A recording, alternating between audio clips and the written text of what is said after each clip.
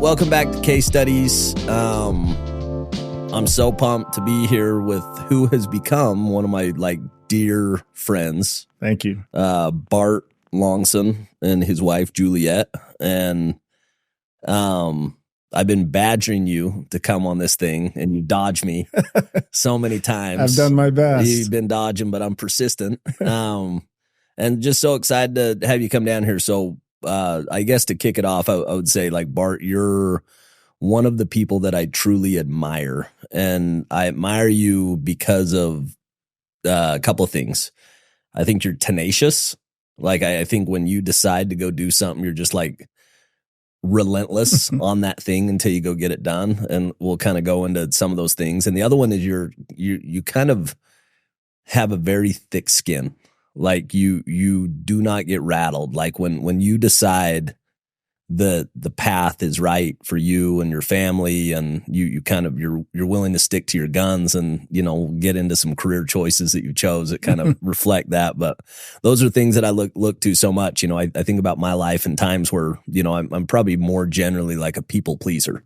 Yeah. And I want people to be happy and I don't want them to be sad. And, but I admire people that are willing to still be great, kind to people, respect them, but also firm when you know what's right, And so anyway, those are things I really admire about you. Well, I appreciate that. Yeah. Thanks for having me. You are the definition of tenacious, because I've tried to dodge this for a really long time. So I knock doors. I think about that a lot, even in my career and, past careers and what I do now. And I think about knocking doors, both going on a church mission and then spending, my career working at, Vivint. And I think I got conditioned to just be relentless and persistent and never quit, and to be okay with rejection. Yeah. Which is not natural. I don't think anybody likes to be rejected, but I've just got my teeth kicked in so many times that it's it doesn't bother me anymore. I just kind of plow through it. And so it's ended up being a trait that's been super valuable for me to persist. Well, that's awesome. Well, since we're dishing out compliments, I would be remiss not to say that, Casey, as I've gotten to know you, I think you're truly one of the most genuine, giving, generous people I've ever met. And I think you genuinely want people to be happy and have a great time. Yeah. Which does not come easy for me, frankly. I mean, I like being around happy people. My wife will tell you that. She's a super happy person. That's why I chose her. I love being with her for that reason. You're like that. But she is she's always happy. It's funny because you're a bit curmudgeon-y. I can be a little grumpy. And she's the life of the party. I can be a little grumpy. And I think that's where the magic happens. That's right. So I need happiness in my life. So it's I tell you, thank you for that. I appreciate you for that reason. Yeah. I mean, I'm so excited to get into it. And we can, go a number of different directions, but kind of go back to the beginning. Give me the 5-minute career track of Bart Longson. Okay. From college, what were the steps along the way to, where you are at today? You're kind of serial entrepreneur. Yep. Have you ever worked for somebody? Have you ever had a job? Never really had a job. No. So my track's a little bit different. I kind of have a dual track, so maybe I'll weave it together if you're all right with that. I love it. As we go through this. So this, I think my story really starts in 7th grade. I know you said to start in college, but as you know, I have a best friend, dear friend, lifelong friend. We met skiing. Yeah. His older brother, my older brother were in a kind of a ski group, and we were the ones chasing. His name's Matt Hawkins. And you guys have a special friendship. We have a special friendship. It's almost like brothers. For sure. 100%. And our families are, we're super tight. Yeah. The kids kind of consider themselves cousins almost. Yeah. But he and I have been, super good friends, best friends since 7th grade. Kind of went to high school together. We grew up in, I grew up in Eagle, Idaho, just outside of Boise. He was from Meridian. We lived together at BYU. And it's really interesting. We went down there, we lived in the Helaman halls, the 6-person dorms, and there was 5 of us from kind of our area. How cool is that? It's so cool. So is it are those the best times? It was so much fun. And it was crazy because we we had this young man that was just a fresh return missionary out of Tooele, who was just a good old LDS kid that was living with 5 heathens out of high school boys, from Idaho. Yeah. And I'm sure he hated his life so bad, but we had so much fun. And actually, I look back on it all the time. And if you take those 5 people, incredible like success, both, in their family lives, financially, temporally, spiritually, everything. Isn't that crazy? It's wild. When you go back to these points, and you just see, and you'll see that, like you'd see, the PayPal mafia. You see like this like small little group that went and built PayPal, and now you fast forward 20 years later, and they're all successful. Yeah. You know what I mean? All of them went different ways, but they're all like, building companies. It's crazy how just who you hang out with and how much it influences. Yeah, everyone in that group turned out to be entrepreneurial. Yeah. And we've talked about it a ton, which has been super cool. So anyway, long story short, we went to school, I graduated. I thought I was trying to be a doctor, really wanted to be a doctor, but I was getting a dual degree in human biology and finance at the time. Oh, wow. And I'll tell you what, I was studying like a madman, just killing myself to get B's and A minuses in chemistry and biology and physics and all these things. And I was never studying to get A's in finance. The finance is tough. Like BYU finance is like, it was hard. It's hard for most people. But it just came more natural for me. And I ended up taking the MCATs to go to medical school and kind of scored middle range and applied the first year and didn't get in my first year, which is pretty standard for medical school. Yeah. I think I likely would have got in somewhere in my second or third year, but at the time I was doing finance and I was super successful. And I was just like, what year? This is 1999. Okay. And I was like, what am I doing? Like finance just comes way more natural to me. There's no reason to try to chase this. So and you like it. So I loved it. Yeah. And so at the time, I was in finance, and at the time, my current business partner, Matt Hawkins, my friend that I mentioned, was back getting a master's back east at MIT. Yeah. And he came, when he came back, we kind of decided to go into business together. And his family's not finance, but it's kind of deep real estate. Yeah. Which has all sorts of finance elements to it. Yeah. So his parents, started a company called Hawkins Companies out of Boise. Okay. They're a big firm. Yeah. Do a lot of big box retail development, do a lot of apartments, did some charter schools, some things like that. And so Matt and I decided to go into business and try to figure out how to do some real estate.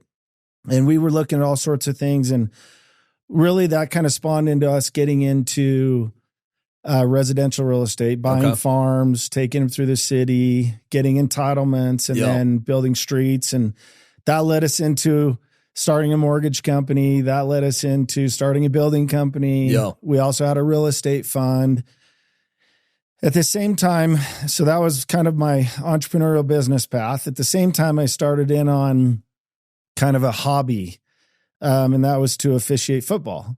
And this was in 2000. I started working Little League football, high school football. Because you obviously played, sports high school, all the way growing up. Was it just kind of like hey, this would be fun to stay around the game?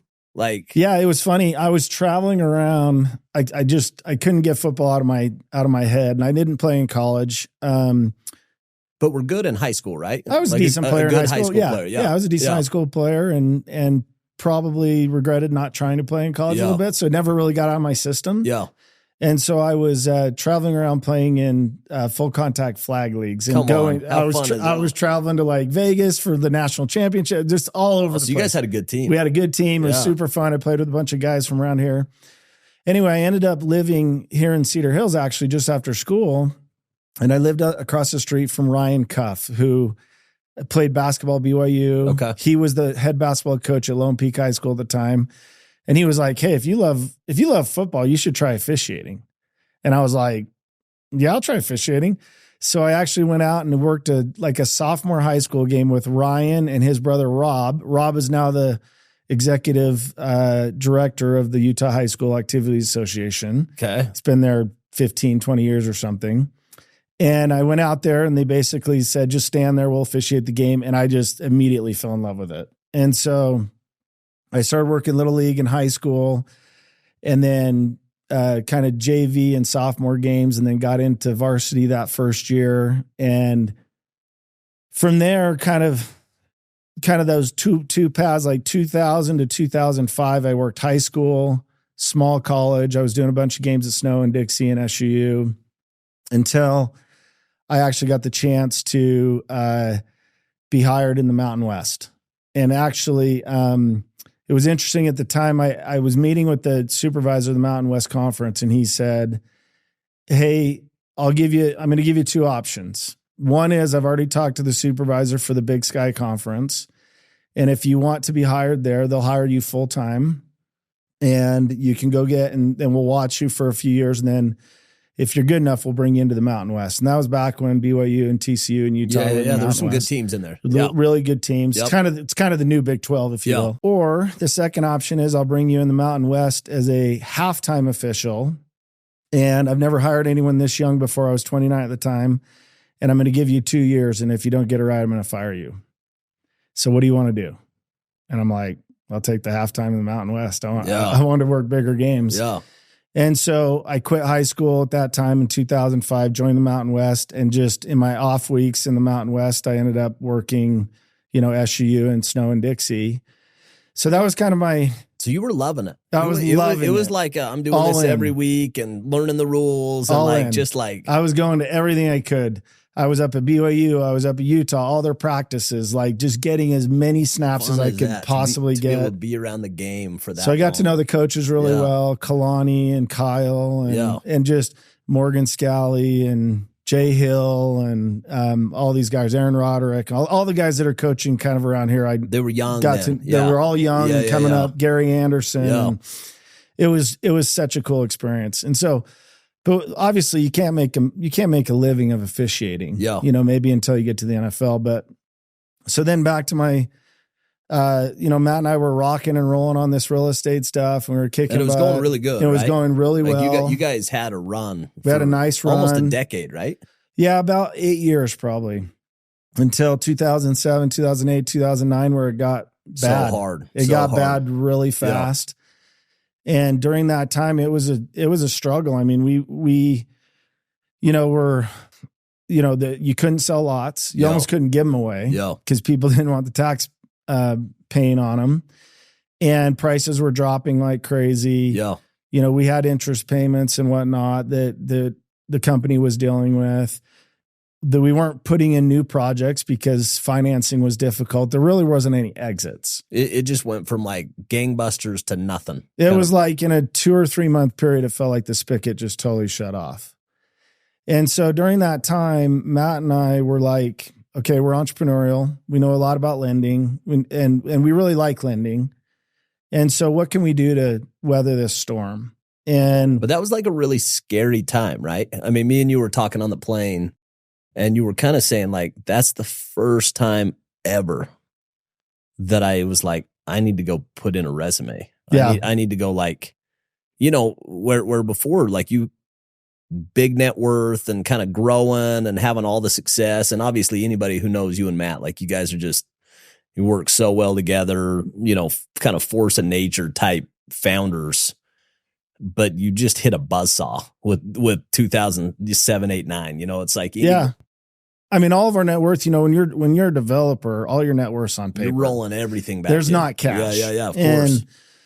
And I think I had in 2009 I had 4 kids, 9 and under, and we had about call it 2 years worth of cash reserves as a family. So you got like a nice little nest egg. So I'm thinking we got plenty of room here. Yeah, right? A couple years of cash, but also plowing like a lot. But reinvesting. 100%. We were in these projects and we had plenty, and on paper it looked great and everything was great until it just shut off really quickly. And at that time, Matt and I, just kind of brainstormed, and it was like, okay, let's, we got to start another company that will generate cash flow for us. Yeah. While we're working through this mess that we've got going on in real estate. And so Matt kind of focused on the real estate side, and was just kind of handling all those problems. Yeah. While I went and tried to get a company going in the merchant cash advance space, which is a small business lending. Yep. And we got that going and we were cruising along, but we still weren't able to take cash. So Matt and I were just funding ourselves basically with our own cash reserves. Well, it started like time started going. I'm like getting a little nervous until one day, I remember this like the back of my hand. I look at my bank account and I've got like 2 months of reserves. I think I've got $25,000 or something for 4 kids under the age of 9. And I come to work one day and I'm like, Matt, I have 2 months of reserves. That's it. That's all I have left. Are we going to make it? Like, what do you think? So first time in my life I've ever thought about filling out a resume. And the funny thing about that was I didn't even know what my skills were. Like, if I fill out a resume, like, what am I even going to apply for? And I remember talking to my wife and she's like, what are we going to do? And, you know, what kind of job would you even want? And I was like, I don't know, but I know I can convince someone to fire somebody else to hire me. Like, that's the only thing I do know that I was confident of. Yeah. And because we had just worn all the hats, right? I mean, we had done, you know, basically everything you do in a business. You're kind of unhireable. Like, it was like, I didn't know if I was an ops guy. I didn't know if I was a finance guy. I didn't know if I was a sales guy. It was you'd be a nightmare hire. I can't imagine trying to hire you. You'd be a bad hire. I'd be a bad hire. I would not work well for anybody. But Matt, you know, Matt's one of those, I'm much more emotional than Matt. You know, I'm up and down and all over the map, and he's just steady Eddie. And he's like, we're going to make it. Like, I feel it. And so, you know, I left and I was like, okay, we're doing this. And so and then very soon thereafter, we weren't able to take like full salaries. I literally think we took a draw for like $1,500 each. But you're starting. Just started to slow the bleeding. Started going. Yep. And then it finally got to the point where, okay, this is paying for us to live. And, and so I was working on that while Matt was kind of trying to button up the problems on the real estate side. Yep. And it literally took us like 3 years to get through that. And when I look back on those 3 years, I can't remember much about like my family and my kids. The stress level. We were just in it. We were in it. Yeah. And I literally can't remember like some of the stuff that was happening. And the funny thing is, to circle back to football. So at that point in time, that was 2009. I'd been in the Mountain West for like 4 years at that point. 2010, I got hired in the Big 12. Wow. They asked me to apply, got hired in the Big 12, and I made like $30,000 officiating football. And it literally like saved our bacon. You're living off of it. We were living off of it. Where football was always just a hobby to me. It was actually like, okay, I need this income. I need this income. And it totally helped us get through kind of that tough time. And then in 2011, when Utah joined the Pac-12, Mike Pereira, who you probably recognize that name, possibly he's been on TV and whatnot. He called me and said, "Hey, Bart, I'd really like you to come." He's kind of like a high up officiating guy, Mike Pereira is kind of the king. Yeah. Him and Dean Blandino are kind of guys, like the kings. Yep. And so he called me and said, "Hey, I want you to come to the Pac-12." And there was no way I was telling Mike Pereira no. So I went to the Pac-12 in 2011. So you've got like USC in their heyday. Oh yeah. Like Stanford was big time then. Oregon was big time. Good. Yeah, no, it was a fun league and great places to travel for your family. Close, yeah. And I was on a really good crew. I was on a crew with Lan Clark, who's a good friend of mine out in New Mexico. He's now a referee in the NFL. You've probably seen him or recognize him. But we were kind of the crew. We were kind of the kings of the Pac-12 at the time, and we were working all the big games. And Oregon and Stanford, USC, and on ABC when Pat Hayden came down and ended up taking his fine. That was in front of me. We were face to face. Anything better than like big time college football? Big time college football is awesome. Like, I don't know. It was killer. I think it's about as good as it gets for me. You know, I'm like, if there's like a big game. So one of the coolest experiences I had in college football actually happened in 2011. If you remember, USC played Notre Dame at night. You got Liner? And I worked that game. It was Reggie incredible. Bush, Liner? Is that the same No, one? I think it was later than that. I think it was Barkley. Okay. Matt Barkley and those guys. But it was such a cool experience to work at, I grew up watching Notre Dame because that's the only thing that was on TV. We didn't have cable. Had It those was on green uniforms that they wear. I have a picture of me slapping the Play Like a Champion sign today in the locker room. It was so touchdown Jesus, was out there. Well, it's so fun, man. It's cool. It's like you think about like you're a little kid and you've got this view of like how it's all going to work. Yep. I'm sure being a referee was never like, you're seeing yourself in the game, playing, but you got to like be in the game for a long time. Yeah, and it's was so unique. Listen, if you're not a good enough player, which I wasn't, to play at the big time levels, it was the next best thing. I mean, your adrenaline is pumping just like you're playing. You're in the game. You're in the game. It's game it's time. Intense. Yeah. It's a challenge to see if you can make the right calls in a pressure packed situation with millions of people watching, and the coach is going to go crazy and the players are going to go crazy. And I would say that game, I think, put me on the map for the NFL because it was a big time college football game and a bunch of stuff happened in that game. It's like hitting for the cycle in baseball. So I had a big time pass interference. I had a big time UNS with a player stand over another player. I had a targeting call. I had like all these calls that lined up, which they don't always line up for you. And then you have to get them right. And then you have to do it in a big time environment. And I just kind of got lucky that game and just happened to get all those calls lined up. I made all the right decisions.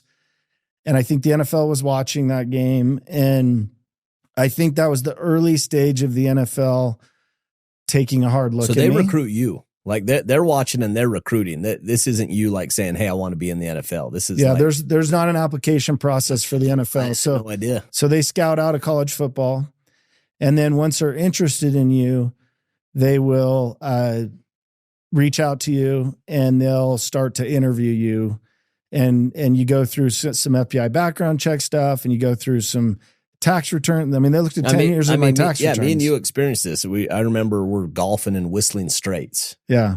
And they literally like sent somebody to Wisconsin to do like a pee test, like a drug test. The drug test. And I'm like, what is going on? But like that, they're hardcore. Oh, they're dead serious about gambling. They're dead serious about drugs. They're trying to protect the integrity of the game, which is an important thing. Yeah.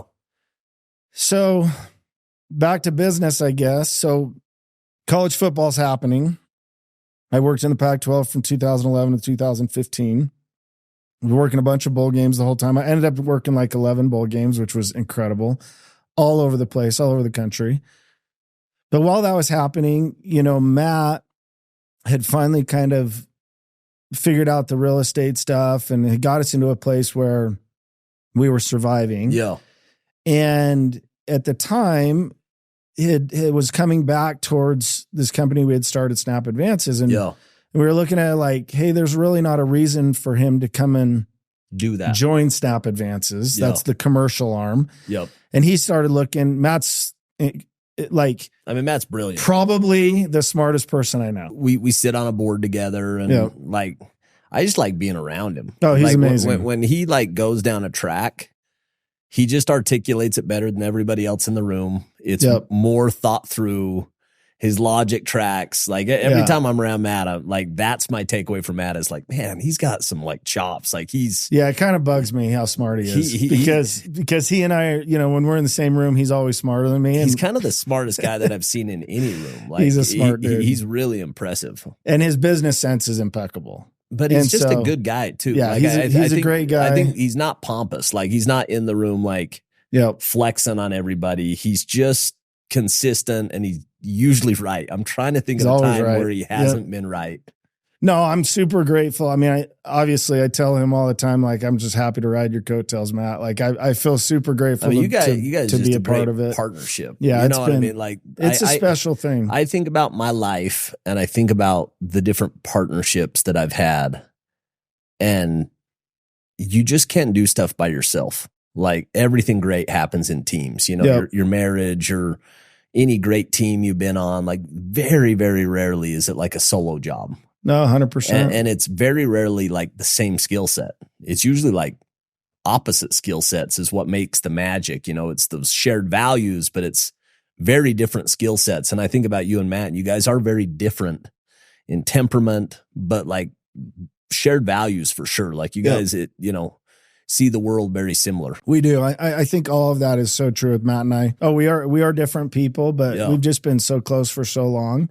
I think it's so unique for us to have this kind of friendship and business partnership. I think about my relationship with our kind of mutual friend, Brian Stevenson. Yeah. And same thing. He was like my oldest friend I have. I still remember I'm at my house and I broke my leg. I'm like in kindergarten. I can have this like visual memory. And his mom, Lisa, brings him over and he's got this little pizza game. And me and Brian were kindergartners. I can remember this. I've had this visual memory. And I fast forward, now we're 41 and we're still like doing deals together. And I'm like, that is such a gift from God that I get to go like through life with a good buddy and like keep growing together, and do partnerships. Yeah. It's very similar to your and Brian's story. And Brian's amazing too. Brian and Matt actually have a lot in common in my opinion. Those two are fairly similar. But so anyway, so when instead of Matt coming into that business, he was looking at other opportunities for us to expand into and ended up starting a business called Snap Finance, which, as you know, has turned out to be a decent business. I know that too well. So like our kind of mutual friend, Rick Stratford. Yeah. Like I've invested, I'm sending him another check tomorrow on a deal that he's doing. But like I've invested with him for a long time, like 15 years. Yep. And I don't know how it worked out, but somehow I didn't get the invite to Snap Advance or Snap Finance. Yeah. And I think it's my biggest miss ever in my career ever. Like I'm trying to think of any that I have more like FOMO of that deal. I mean, I didn't get in on that one. And it was like this epic. It's still an epic ride. I mean, and it's a great company, and Matt's done a phenomenal job with it. And we have a lot of good people that have helped us build that company, and it's been amazing. So Matt's really focused on that for the last 10 years. I mean, we still have he still does a little bit of real estate more than I do, but we still do a little bit of real estate. Yeah. And then I've kind of been on the commercial side, and that spawned into the company that Sandlot's invested in. Yeah. Called Click Lease. So talk a little bit about that, because this was like a really cool crossroads in your career, and I think there's like some lessons to be learned on this. Yep. So like you guys built Snap Advances, and it kind of ran its course. The market kind of ran out on it, where there was a time where there was a lot of runway. You guys, took outside money from a really great firm, Stevens family office, put some money into it, and then the opportunity just kind of changed. The market changed. Market changed for sure. And it got to the point where you were kind of done. You were kind of saying like, I'm not going to go give my life to this for another 5 or 10 years. Right. Yeah. It's kind of a funny story. So yeah, you've described it accurately. Snap Advances was a great business from like 2000. We started the company in 2009. I'd say from 11. And walk me through like what Snap Advances did. Like what was the problem that solved in the market? So effectively it's getting working capital to small businesses. Okay. And we used to do it through credit card transactions. Okay. So let's say that I give a business, a restaurant, $50,000.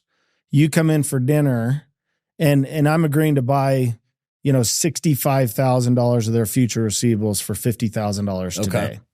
But when you come in and spend $100, I'm going to take 20% of that ticket. Wow, that's amazing. And so we would take a split of every credit card transaction they had at the business until we received our $65,000. Yeah, so you had like a really good mechanism to get paid back. Really good mechanism to get paid back. Great business model. Economics were good. Unit economics were good. Tons of value. For everything the was great with too. Yeah, like everything was great until about 2015 or so, when a company started coming into the market, big business that had raised hundreds of millions of dollars and started giving money away. Frankly, they weren't priced appropriately for the risk. The whole time I'm screaming bloody murder. Like, what are these guys doing? They just kind of wrecked the market. Why are you doing this? Margin compression, just everything you do to ruin a finance market. They did it. Took it public. It went public out at like, $1 billion. It got to like $1.3 billion. They ended up having to fire sell the business for $80 million. They lost like $300 million of equity. So, but you knew something crazy. But it was obvious. Like there was smoke in the house. There was smoke in the house, and which is funny because there's a lot of those companies right now that you can like see, like you can see history repeating. Yeah, itself. you can see it, and so it was interesting. So we're cruising along, and I like growth. It's just more fun for me, and so all of a sudden, Snap Advances had just become kind of an operating business. We weren't growing. I'm bored out of my mind. And so I finally just decide I'm done. It's time to get a new CEO. This isn't what I signed up for. It's not for me. I thought it was bad for the company. And we did take on outside money from Steven's partners and out of Little Rock. They're a great firm. They've been super supportive all the way along. We had been looking at the Click Lease model. We didn't know it was Click Lease at the time, but we had been looking at this equipment leasing model thinking, we need to get to another market. We got to innovate ourselves because this market is just, the margin compression is just too tight. And so we came into a board meeting one day, and the representative from Stevens was there, and they were the majority owner of the company. And I came in ready to resign, and I was going to quit. They didn't know it. So I come in and I'm like, hey, the business has started to flatten out, and I think it's time for us to, I have equity in the business still, but I think it's time for us to find a new CEO. So I'm resigning. Yeah. And the representative's like, no. I'm like, what do you mean? This no. This is no, right? Yeah, this is no. I'm like, what do you mean? No. I'm like, I just quit. And he's like, I don't accept that. Which is so great knowing Noel, because like it's kind of a gangster move by Noel. Like I think back, I'm like, man, I got a lot of respect for that. He just like said, no, like I invested in you. That's like, what he said. Where are we going? That's what he said. And Noel is like pretty, as you know, he's a pretty even guy. Yeah, he's not emotional. Doesn't get high, doesn't get low. He just emphatically was like, no, not doing it. I don't accept that. We bought into this company because of you. We're in it because of you. I think you need to stick it out. I don't want another CEO. I don't accept that. And I'm like, well, no, I quit. And he's like, no. And so I said, well, if that's your answer, then we're starting this new equipment leasing business. That's the only way I'm staying. And I need $10 million. And he's like, done. So they stepped up. They ponied up their pro rata share. Matt and I put some money in. And we started Click Lease. It's so cool. And we didn't know it was Click Lease at the time, but it was, looking back, the absolute best move. Yeah. Like it was just, I think there's things, I get asked all the time from entrepreneurs, like, how did you do it? How'd you make it? Why is it so successful? And you're like, I don't even know sometimes. Yo. I think sometimes you just have to like go. But I think like what you're describing is the magic of momentum. Yep. It's just like when you get moving somewhere, you can pivot, you can adjust, but when you're standing still, you can't go anywhere. Yep. And I think just you charging, sometimes you're banging your head against a wall, but you're at least moving. And then it kind of clicks and it just opens. Yeah. You go find that product market fit. And then it's like when it works, you just know it works. And that's like where it's like hammer down, let's go, I think sometimes, you can't control what the outside market's going to do to your business either. Yeah. I mean, and outside markets change. People get irrational. They get crazy. Some market entrance comes in, their capital stack is different. Of course. There's so many things that can affect your business. Yeah. And so, we pivoted. And we basically, Click Lease is really the brainchild. It's a mix between Snap Advances and Snap Finance. Yep. It's kind of Snap Advances commercial customer with Snap Finance's process. Yeah, with its technology. Yes. Yep. And so we knew what we wanted to do, how we wanted to do it. And so we started that in 2018. Yeah. We're now 260 employees and we're growing. And it's been so fun. We always talk about the Click Lease executive team that you put together. Yep. And like we sit on a bunch of boards and, invest in a lot of companies, but we go back to Click Lease and they're like, they have a great team. Like that team is, we always go away from those board meetings being like, they have their arms around the business. Like they know, they're in the economy and they're in the market like everybody else, the good, the bad, and the ugly, but they know their business. Oh, 100%. When I think about what the role of a CEO is, sometimes I'm like, I'm probably not that good of a CEO. But the one thing that I feel like, CEOs are responsible for culture. They're responsible for executive team, that kind of stuff. The one thing that I do feel super proud about that I think we have hit it out of the park is the executive team. The team. And our team is so good, so smart, so get it, so bought in. It's so fun for me because I've been a part of that journey. We literally begged you to let us be a part of the journey. And it's so funny because you go back and you look at like this course of events. And I'm like, me missing out on Snap and just like being like, oh my gosh, like that was a once in a lifetime opportunity. Yeah. And we missed it. Had a lot of the influence of us badging you the way that we were badging you. I'm like, I'm not missing this again. Like if there's a chance that these guys go take outside capital, we want to be like, make sure they knew early and often that we wanted to be that partner. You know what I mean? And yeah. Well, I remember telling you no many times. A lot of times. And, but I appreciate you being tenacious because it's been a great partnership. It really has. Sandlot we've loved it. We've loved being a part of the journey. You guys have been so supportive and I'm excited for the future, Click Leash. I think it's, I think there's going to be a lot of good things to come. I think we have good product market fit. Feel like we're early. Like we're still early. Inning 1, inning 2. Like there's just like so much room to run in that market. It could be a big market. There's no doubt. So that's been super fun. And while that was going on, circling back to football, I ended up getting invited into end of 2014 season. So I worked my last college football game. I worked the BCF's semifinal with Alabama and Ohio State at the Superdome. That was amazing. Ohio State won that, right? Ohio State won. Yeah. Cardell Jones, Zeke was on that game. A lot of NFL players. Julio Jones was there for Alabama. They had a scary team that year. Yeah, so that was awesome. And then that spring, I got interviewed where they bring you back and they just interview you and try to intimidate you. And then they gave me a tryout in the fall with I worked a preseason game with Baltimore at the Steelers as a kind of a tryout. And then I ended up getting hired and I worked my first season in 2015 in the NFL. And my first regular season NFL football game was the Cowboys at the Eagles in Philly. Come on, like you went into the heart of the Lions. You went into the Lions' den. They freaking hate each other. No, they hate each other. They hate each other. The Philly fans are crazy. They're crazy. Which turned out to be super fun. I actually like working games where the fans are nuts. It's charged. Yeah, when it's just fired up. Yeah. The boring corporate ones I could do without. The ones where the fans are just nutty. Yeah, where they care. It's super fun. So that ended up, I don't remember anything from the first half. I was like, okay, I'm not good enough to be here. This is so crazy. It's so fast.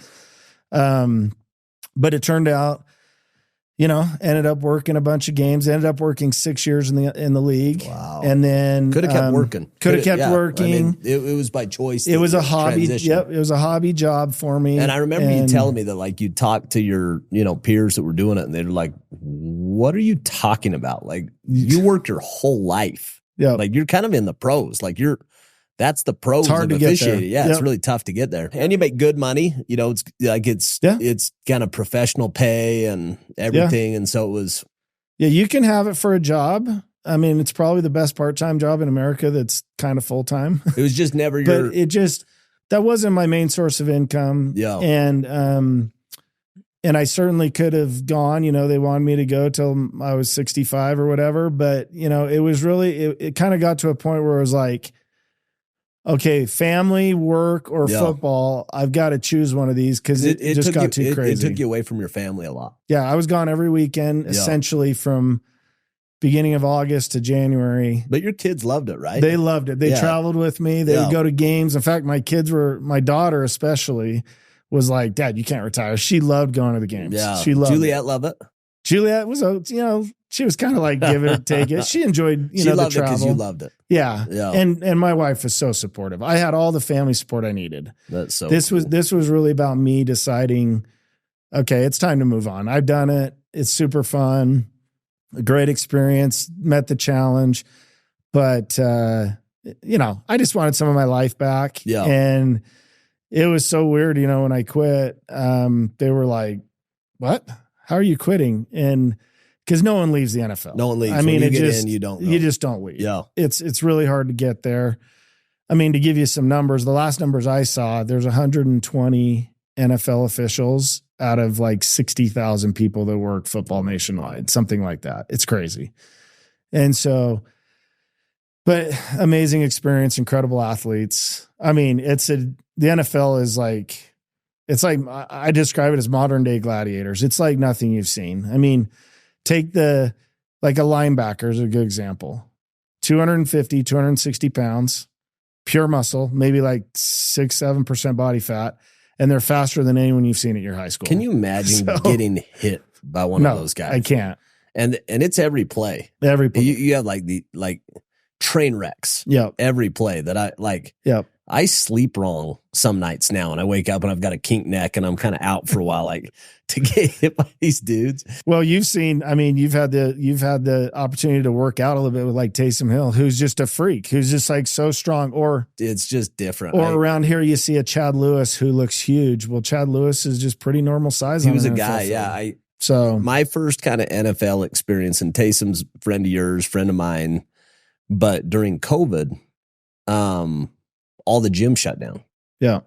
And we had like this kind of nice gym at our house, and Chad Lewis brought Taysom over to the house. Yeah. So that summer we worked out every day. And I was, doing CrossFit at the time and felt pretty good. And I remember going out, and I still have the video, but we're squatting, and I put as much as I could put. It's like 3.5 plates, and I'm just breaking under this. I'm trying to like impress everybody. And he puts on 6 plates, and he's repping it. And I'm just like, that's the difference. You're a different species. Like we are not the same category of like species. You're just a different world. But he's not a big guy in the NFL. He's just a guy. You know what I mean? Yep. Like everybody's just so big, so fast, so strong. Yeah. It's a different game, but it was so fun to see that kind of talent. I remember the first time my rookie year, I met Megatron. Do you remember him? Calvin Johnson. Of course. I mean, he's probably the most physical specimen player I've ever seen in person. He's what, 6'6"? He's like 6'6", just cut up everywhere. Just a freak. Absolute freak. I shook his hand, and I felt like a 5-year-old. His hand was like enveloping my whole hand. And I'm just like, "Hi, Calvin." I'm like looking up to him like I'm a 5-year-old, and he's 20 years younger than me. Yeah. And it was just crazy. But that was so fun, just getting to know the coaches and the players, and just had a great time with that. So I want the dirt. So I want like the nitty gritty of the NFL. So I'm gonna give you like the lightning round.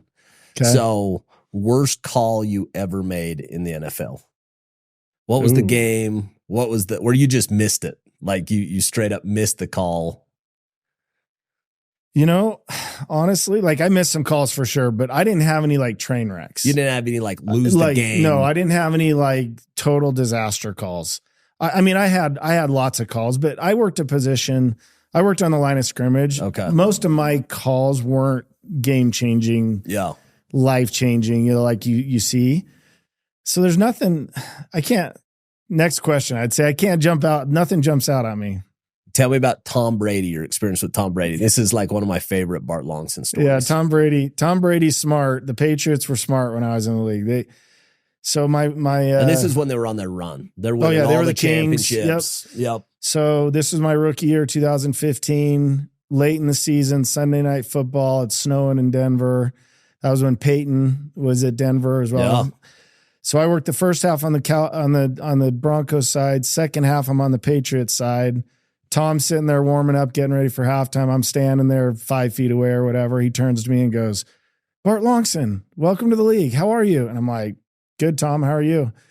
And he's like, "Hey, just hoping you have a great career. Welcome to the league. So happy you made it here. I'm happy for you and I'm pulling for you. How's Juliet doing? And I'm like, Juliet's fine. And he's like, and tell me, you have 4 kids, right? Tell me their names again. He scouted you. So they had prepped him on Tom the way Brady out. that's scouting. And I'll be honest with you, like I like Tom for that reason. Tom's crazy intense on the field. One of the most intense individuals I've ever seen. I mean, that when you told me that story, I'm like, that's the difference between like the highest level of professionalism. It's like, it's not just you're like, scouting the other team and putting in all the extra effort. Like you have all like the deflate gate, and like like trying to get any advantage. But then it's going a step further saying like, what's the psychology of a rookie referee? Yeah.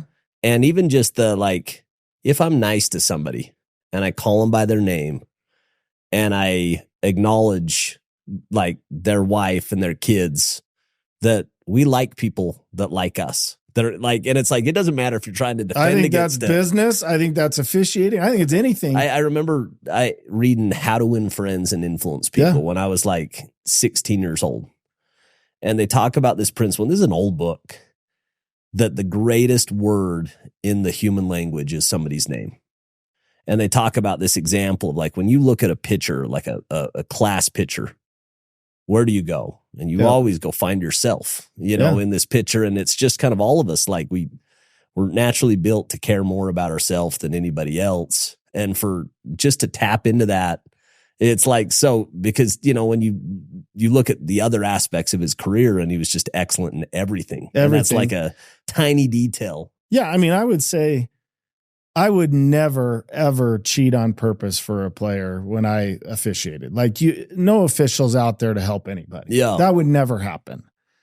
I will say subconsciously that you're more likely to help someone who's nice to you. You're kind of pulling for them. Than help someone who's just awful to you. But I've seen I've seen that in business so many times where I've had things go my way that could have gone either way. Yep. Strictly because there was a person that I knew that liked me. Exactly. And they're just like, if I can give the business to this person or that person, I'm going to give it to you just because I like you. That's right. That you're not bringing any other value other than I like you. Yeah. And you think about like how many times that's the difference, your salespeople, like that is the difference is like, what's the saying? Like, you don't go poor if you know people's kids. And it's like, a salesperson that knows people's kids doesn't ever go hungry. It's like, that is 100%. Like it's a real principle. Yeah. And I will say some people like you're very good at that. You're very good at acknowledging people, asking them about their families, like being really friendly. To me, that doesn't come naturally for me. It's work. I have to work at that. Yeah. I'm not a natural networker, for instance. Yeah. I'm comfortable around people and I can have conversations with anybody. But you can also be reclusive just as easy. Exactly. It's not natural for me like it is, like it seems like it is for you. I know you work hard at it, but you seem more natural at that. I just love people. You do. And so I think it is like really easy for me because I'm curious, and so it's like when you're around somebody that's doing something awesome. Yep. It's like, how cool is that? Like, I want to know what you're doing. I want a part of that. Yeah. Like that's amazing, and so I think it's being curious and also like just being like childlike a little bit, like if you can just be happy for people. I think about how many of my, you run into people that just can't be happy for other people. And you're like, that's like such a sad life. Yeah. All of us have everything that we ever need and plus. Yeah. I'm reading this new book by Morgan Housel. He wrote The Psychology of Money, but it's his new book. And he's talking about the quality of life that we experience as a whole today versus the 1950s. And it's like, it's not even close. Crazy, like average, median inflation adjusted income higher, technology, the food we eat, everything's better. But we kind of think back to the 50s as like, oh, those are the good old days. And it's just, it's really tough to just be grateful and just to like acknowledge like, man, like life is beautiful and there's so much good out there. You know what I mean? Totally. Talk to me about who's your favorite coach in the NFL? Like who's the coach you're just like, I love that guy? First to mind would be Pete Carroll. Pete Carroll is like, I tell this to everyone. I say, whatever drug that guy is on, we should all take. Because he's like 70 years old or whatever, 72 or something.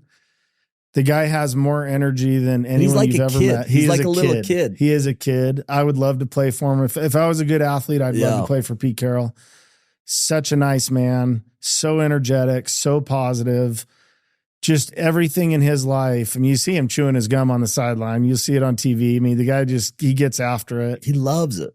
One little funny story about Pete. So like I spent a lot of time at their training camps because I'm out here in the West and most of the teams are East. But so I'd go up to their training camps. Pete has a equipment guy that's there. First thing Pete does at practice, he puts on his receiver gloves. And in Seattle, those things are like lime green or lime yellow, whatever color that is. They're like bright. So you got this 70-year-old walking around with receiver gloves on. And every time he'd coach up a player, and then as soon as he turns and shows his hands, some equipment guy is throwing him a football. Yeah. And he might be 30 yards away. And then he'll go back and coach for a minute, and he'll throw it back. He plays catch the whole practice while he's coaching guys. I mean, this guy's like in his 70s. It's incredible. I remember reading his book. He had a book called Always Compete. Yeah. And I just loved it so much. He, talked about competition, and then you'd watch him kind of, and I remember there was one thing when he was at USC where like the whole group's in there and he brings in Snoop Dogg and everybody's going nuts, all these crazy college kids and Snoop Dogg's rapping. And then there's another time where I was watching him in Seattle and you've got DK Metcalf. That's like, it's a freak. He's a Calvin Johnson times two, and he kind of walks into the locker room, like shirt off, And so Pete rips his shirt off and he's dad bod, 65 years old. Everybody's loving it. You're just like, how do you not like kill yourself for this guy? He's amazing. He really is. He's just one of those guys that he's electric. Yeah. And he just impacted. He was the same with you. He was courteous and kind. Totally. And yeah, I mean, we'd have lunch with him at these training camps. We'd have lunch and dinner with the teams, and he'd come sit at the table and just, hey, what's up with your family? I mean, he's just so cool. So cool. Just, I love people, frankly, that I used to work with my crew chief. The referee is kind of your crew chief. Yeah. And in 2009, I was with a guy named Bill McCabe out of Southern California. Okay. He was my crew chief. Pretty normal guy. But the one thing I learned from him, he would talk, he's a referee. So some of the referees can get a little, pompous, like I'm the king, I'm on TV and all that. Of course. Bill McCabe was the exact opposite. And Bill McCabe, I just learned to love this guy. He was the Pac-12 supervisor for basketball, worked football. I was on his crew, and he would talk to the AD at any school we went to the same way he talked to the cab driver that we took from the airport. Yeah. It did not matter who you were, what your status was, what your socioeconomic situation was. You're a person, I'm a person. He would talk to you the same way. Yeah. And I really learned a ton from him that season, just going, you know what? He's a real guy. That is the right way to do it, in my opinion. And you kind of have to like unlearn like bad habits. You know what I mean? Because all of us fall into it. I remember having that experience with Todd Peterson. Yep. And me being like a kind of a young kid working under Todd Peterson. And I was always so fascinated. It's like, this guy runs the company. But he's like, you see a first year rep that's 19 years old that's never worked there, and it's like they're his best friend. He makes him feel so special, and goes to the gas station and makes the gas station attendant feel so special. And I think in his mind, it's like, yeah, he's my friend. Like, and he's talking to that kid the same way he's talking to Steve Schwartzman at Blackstone. Yep. And he's like truly like no respecter of persons. And you see other people that act very different. There's nothing worse than the opposite. Yeah, when they're certain people, they're, certain way, calm and, respectful. And then other people, they're disrespectful and kind of, I'm too good for you. And you see the contrast and you're just like, I don't want to be that guy. Like ever. Yep. If I am, like, I hope I have friends who call me on it, because like, that's so cool. So talk to me about the coach that like you despise the most. That like this person, like if you've got the totem pole and you've got Pete Carroll on top, who's on the bottom of the totem pole? I can't give you that name, but I will tell you what that person is like. How about that?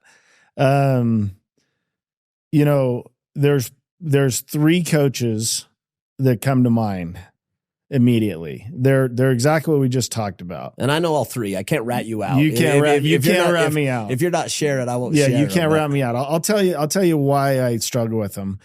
So the coaches that yell at you, that's just pretty standard fare. Yeah.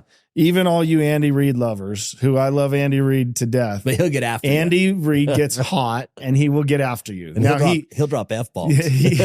He might even say that every once in a while. But, then he'll give you the most cuddly hug you've ever had. So he's a great man. Yep. I love Andy Reid because I know there's a lot of listeners here that are interested in him.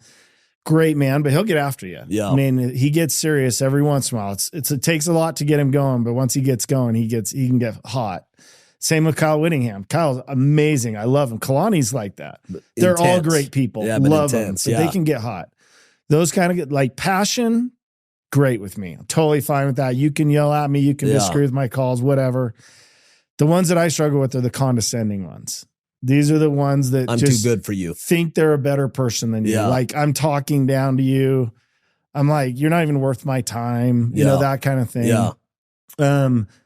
I ran across a couple of those guys in the league and a couple in college. But give me some examples of like the interaction that took place and like how they responded. Yeah, so I was working the very first Pac-12 championship game. Okay, Oregon, UCLA, big game, very first ever. Pac-12's never held the championship game. Yeah. 2011, I think. So I was on that game. And everything's fine. Then it started going a little bit awry. And one of the coaches whispers in my ear, "Oh, looks like they brought the JV crew to officiate the game today." Come on. He's like taunting you. I about punched him in the face. It like, and you can mother F me, like no problem. Like say mother effing whatever you want. But when you whisper, it looks like they brought the JV crew, that just got my blood boiling. Like that to me is I'm better than you. You're not equal to what's going on. It's just like instantly red. Yeah. So stuff like that, that's a little small example, but that one got me pretty hot. What about NFL? So NFL, yeah. I mean, I think in the NFL, there's a guy that's on TV right now that used to get me pretty hot. He has a tendency to just kind of whisper stuff to you. Most of the ones that are condescending aren't screamers. They just it's just what they say to you. Just kind of smug. You never see it. You're not going to see him on the sideline. You won't see it on TV. Yeah. You're going to see the John Grudens of the world. You love Gruden, right? But I love Gruden. Yeah. Like he will mother F you every sentence. He has all those crazy faces, but honestly, super genuine, nice guy, good-hearted. Like he doesn't want you to. He is not a mean person. Yeah, like he's just passionate. Person. Just super passionate. Yeah. He was always great to me. That's so and cool. I know everyone experiences coaches in a different way. Yeah, whether you're a player or an official. I mean, our interactions are different. Yeah, and so. One funny story is I had an experience in college one day, and I had this assistant coach that was just nonstop, just constant, just back there, just bah, bah, bah, bah, bah, just chirping nonstop.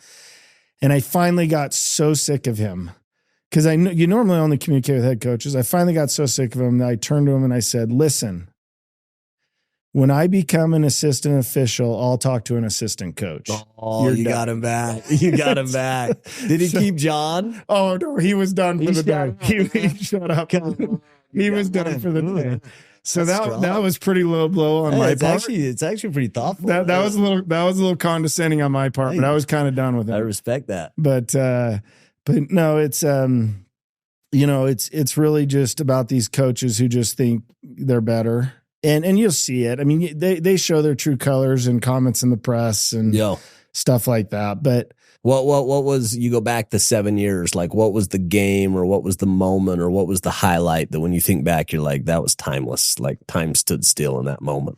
Like, yeah, I would say the biggest playoff game I worked was maybe like 2018-ish or something, or 19 or something. Anyway, it was, Green Bay Packers at the Dallas Cowboys divisional round. No, this was the game. This was the game. the Cowboys' hearts, all you lovers of the Dallas freaking Cowboys. That one hurts. Aaron Rodgers, they hit this really long field goal. Then Aaron Rodgers gets the ball back. He makes this ridiculous play on the sideline where he throws it 20 yards downfield, super tight catch. And then their kicker ends up kicking like a 52-yarder to win it. So I still have the game ball from that game. Come on. And that stadium holds like 198,000 or something. Yeah. But they sold, the fire department allowed them to sell an extra 10,000 standing room only tickets. Come on. So there were people in every crevice of the stadium. And so you got 110,000 people. Packers, Cowboys. It was Texas, right? It was crazy. In Texas. In Jerry's World. Yeah. It was crazy. And it was intense and fun. Cowboys just got their hearts broken. That didn't hurt my feelings too. Yeah. So yeah, that was an awesome experience. What a trip. What a beautiful, I think about this all the time. I'm like, God's pretty good, man. When you look back and you're just like, how do I get to experience this life? I mean, it was, how do I get to the whole NFL thing, honestly, as we're talking about that, like, I never got into officiating and think I would go to the NFL. Yeah. It just kind of kept going and just kind of happened. Yeah. And I grew up, I love football. I've watched so much football. I've played so much football. Like, I love it. And it was such a just to be able blessing to be in the arena. Yes, it was such a blessing to be a part of it, and just in kind of a weird way, and just experience it. It was awesome. Unique. Yeah, it was so unique. We'll wrap up here in a sec, but I want to. This is like a point of the podcast that always fascinates me, and you're kind of. I think you'll have a unique take on it. But talk to me about your faith, and talk to me about how faith has influenced your life choices across that course of events. You know what I mean? Yep. Well, I think faith is what grounds you. I think it is what makes you who you are. One of the coolest things actually about the NFL that we did that most people don't realize. So you get put on a crew. Okay. And that crew is made up of like 7 on-field officials and usually 2 replay officials. And you travel every week with that same crew, and they'll just assign you a game. You're in New England one week, you're in Oakland, you're Vegas now, the next week you're in Miami, whatever. But what's cool about that crew is you get to know people in a very deep way. Intimate way, yeah. Because you're really going into battle together. Like, everyone hates you. And it's like you against the world. Yeah, you're not like popular. You're not popular. But what was cool is every Sunday morning, I'm a church-going guy, and I'd miss a lot of church to do this. And so, but every Sunday morning, we had a crew devotional, of which there was like a half hour. It was voluntary, whether you came or didn't. But we literally would take turns giving the devotional. And this is like the joke. There were literally like every denomination on the crew, atheists, Catholics, Methodists, LDS, like everything you could think of.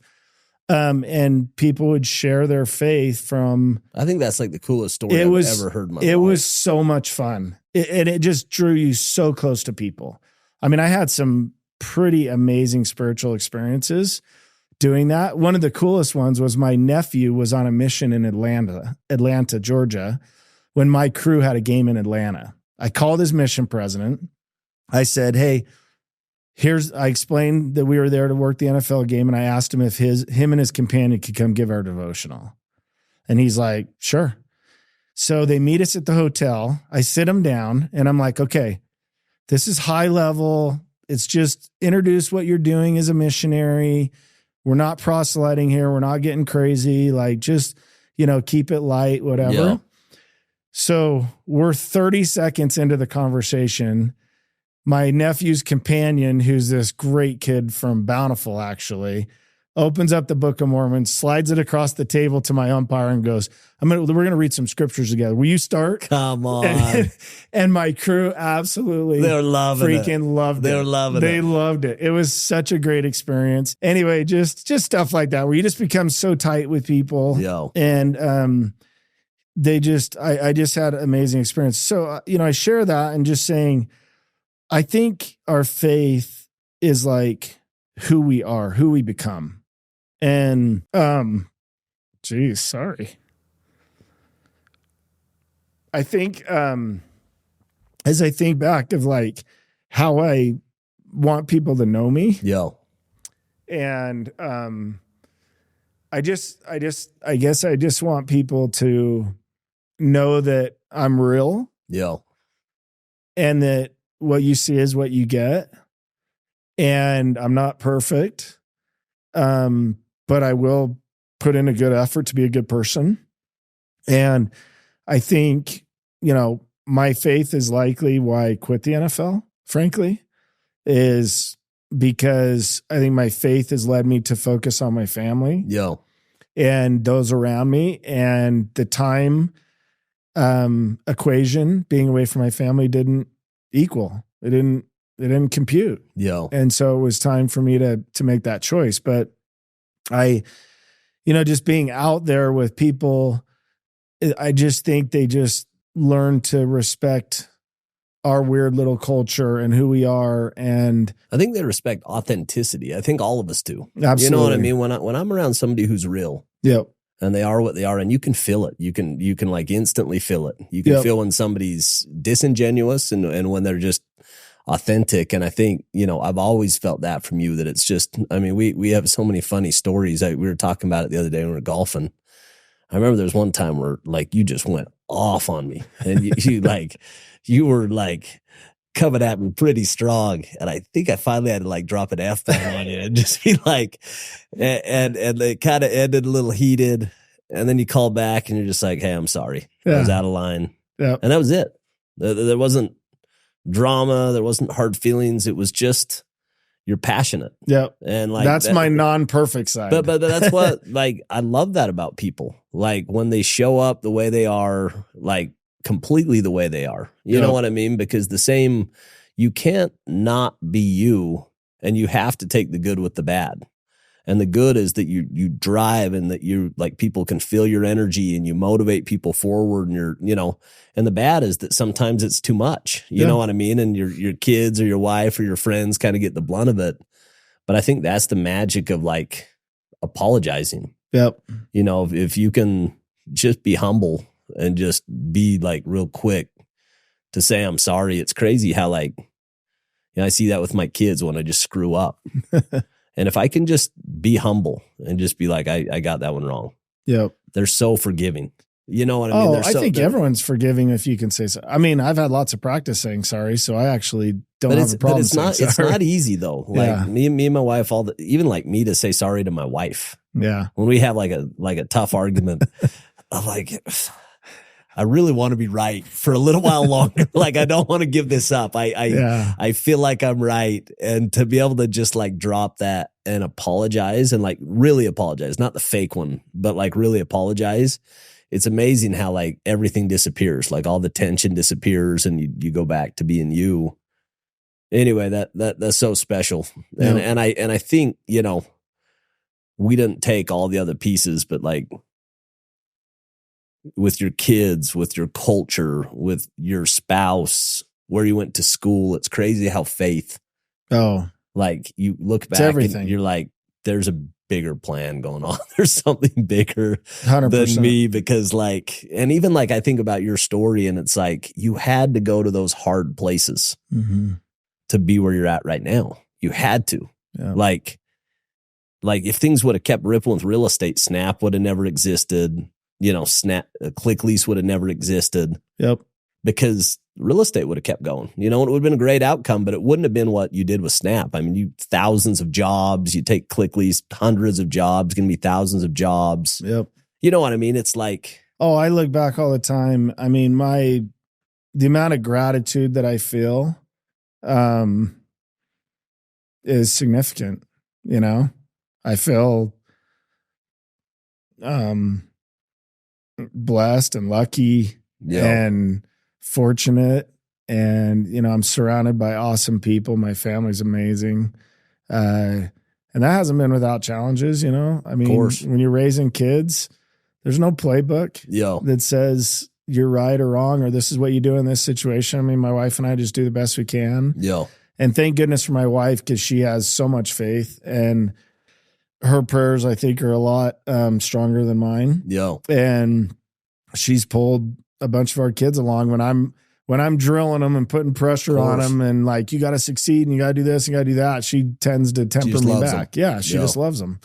And so I think all of that just kind of brings you back to there's definitely a bigger force. Yeah. Feel lucky to have you as a friend. Grateful to have you come down. Hopefully we do this again. Gonna see the 2.0 and the 3.0 of these next chapters. Yeah, I'm a big believer, you and specifically you and Matt and kind of the special partnership. And like, I think your best work is in the future and it's not in the past. I think you guys still have a lot of innings in this game to go make a dent on the world. And it's going to be fun to see what those look like. So, well, thanks for having me. This has been a great experience. And, you got me on a podcast. I love it. I love it. That's a win. Thanks for coming, brother. All right. Thank you.